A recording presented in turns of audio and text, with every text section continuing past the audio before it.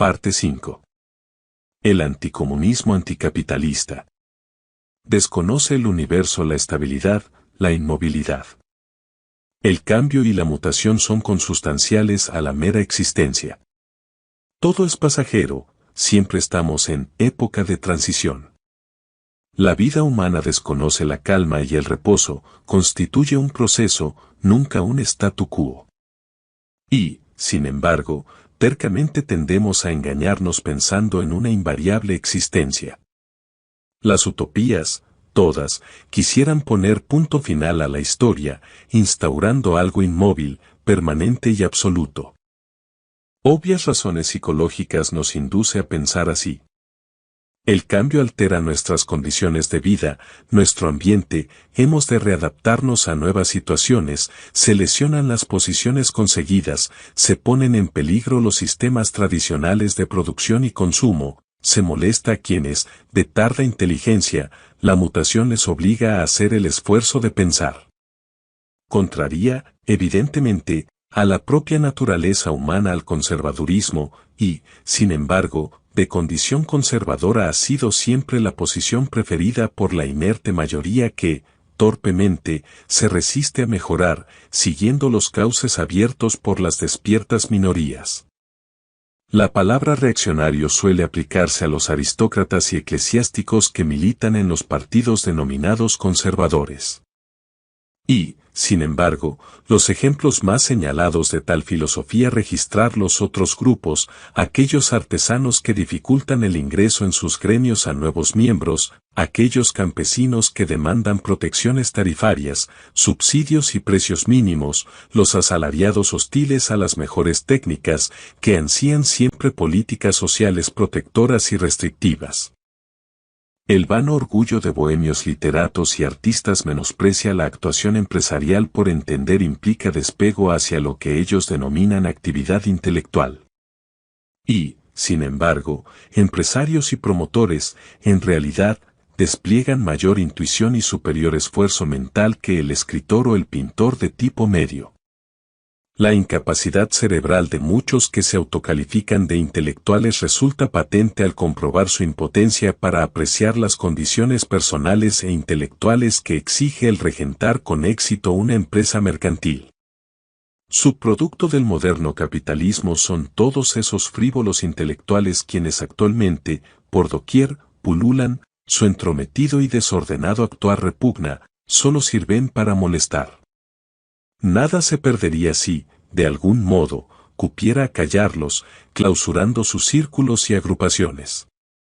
Pero la libertad resulta indivisible, si restringiéramos la de esos decadentes y enojosos pseudoliteratos y apócrifos artistas, estaríamos facultando al gobernante para que definiera el que es lo bueno y qué es lo malo, estratificaríamos, socializaríamos el esfuerzo intelectual.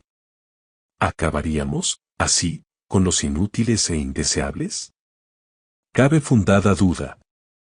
Indubitable, en cambio, es que perturbaríamos gravemente la labor del genio creativo. Al gobernante le repugnan las ideas originales, los nuevos modos de pensar, los flamantes estilos artísticos, se resiste a toda innovación. El concederle, en estas materias, facultades decisorias impondría por doquier la regimentación, el inmovilismo y la bastardía artística.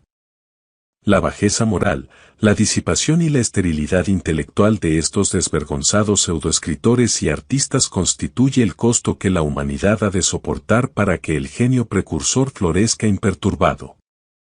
Es preciso conceder libertad a todos, incluso a los más ruines, para no obstaculizar a esos pocos que la aprovechan en beneficio de la humanidad. La licencia otorgada en el siglo pasado a aquellos desaliñados tipos del quartiex latín fue una de las concausas que permitieron la aparición de escritores, pintores y escultores de primera fila, que tal vez, en otro caso hubieran quedado inéditos. El genio precisa de mucho aire libre para respirar a gusto, si le falta, se asfixia. No son, desde luego, las frívolas doctrinas de los bohemios las que provocaron el desastre, lo malo fue que las gentes las aceptaran gustosas.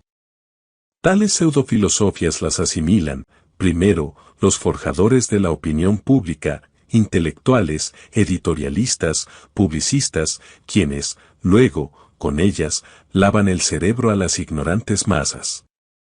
Las gentes, sin pensarlo dos veces, se adhieren a los credos de moda, por temor a ser consideradas rústicas y atrasadas.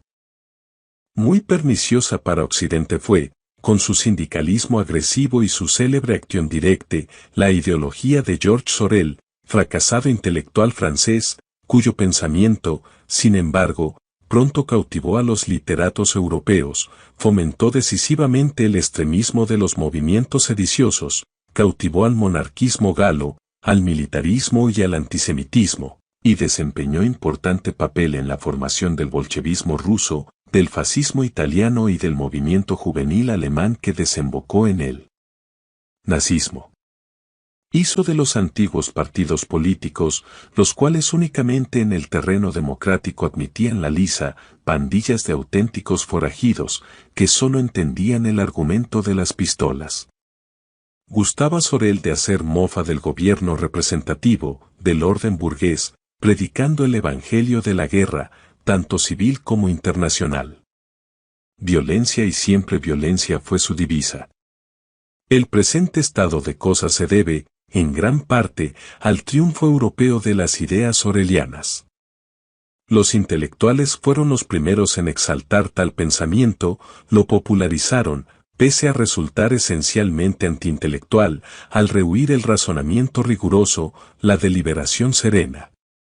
Para Sorel, solo la acción tenía interés, es decir, la revuelta desabrida e irascible.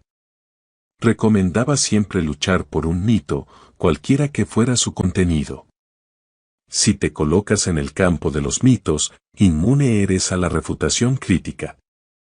¡Qué filosofía tan maravillosa! Destruir por el gusto de destruir. No hables, no razones, mata. Sorel rechaza todo esfuerzo intelectual, incluso el de los teóricos de la revolución. Lo que el mito esencialmente persigue es adiestrar a la gente para que luche por la destrucción de todo lo existente.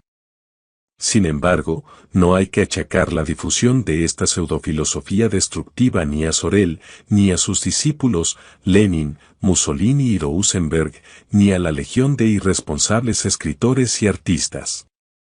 La catástrofe se produjo porque, durante muchas décadas, pocos se tomaron la molestia de analizar, con sentido crítico y combatividad suficiente, las sanguinarias tendencias de tales rufianes. Incluso aquellos escritores que se resistían a aceptar la idea de una violencia sin límites ansiaban, sin embargo, hallar interpretaciones favorables a los peores excesos de los dictadores. Las primeras tímidas objeciones, muy tarde, desde luego, surgieron cuando los intelectuales, que aquellas tesis habían venido propugnando, comenzaron a advertir que ni aun la adhesión más entusiasta a la ideología totalitaria les garantizaría a ellos de la tortura y la muerte. Existe, hoy en día, un falso frente anticomunista. Se califican de anticomunistas liberales, pero más exacto sería denominarlos anticomunistas, pues a lo que de verdad aspiran es a la implantación de un comunismo carente de aquellas circunstancias, inherentes e inseparables del marxismo, que por ahora todavía repugnan al público americano. Establecen ilusoria distinción entre comunismo y socialismo y, sin embargo, paradójicamente se apoyan para fundamentar su no comunista socialismo en un documento cuyos autores denominaron Manifiesto Comunista. De todas formas, para mejor disimular las cosas procuran sustituir el término socialismo por vocablos más suaves, tales como planificación o Estado-providencia.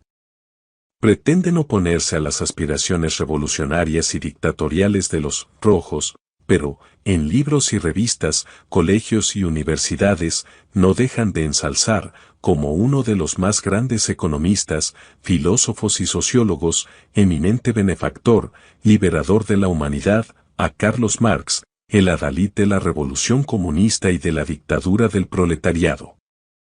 Quieren hacernos creer que el remedio adecuado para todos los males estriba en la implantación de un totalitarismo no totalitario, es decir, una especie de cuadrado triangular.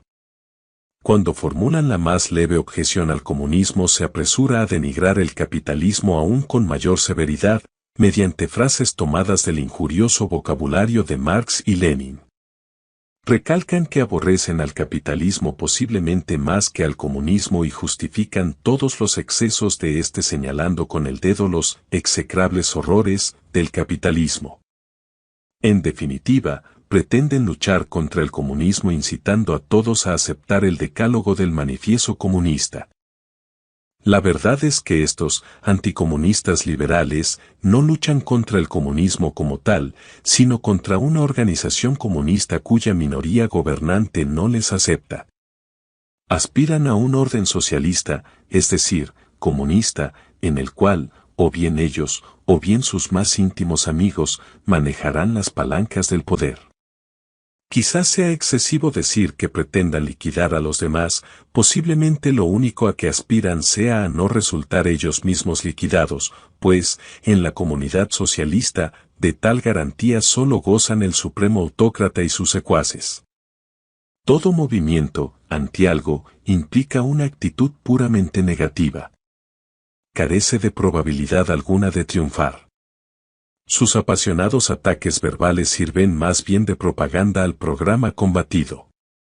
La gente ha de luchar por un ideal, no basta la simple condena del mal, por pernicioso que él mismo sea.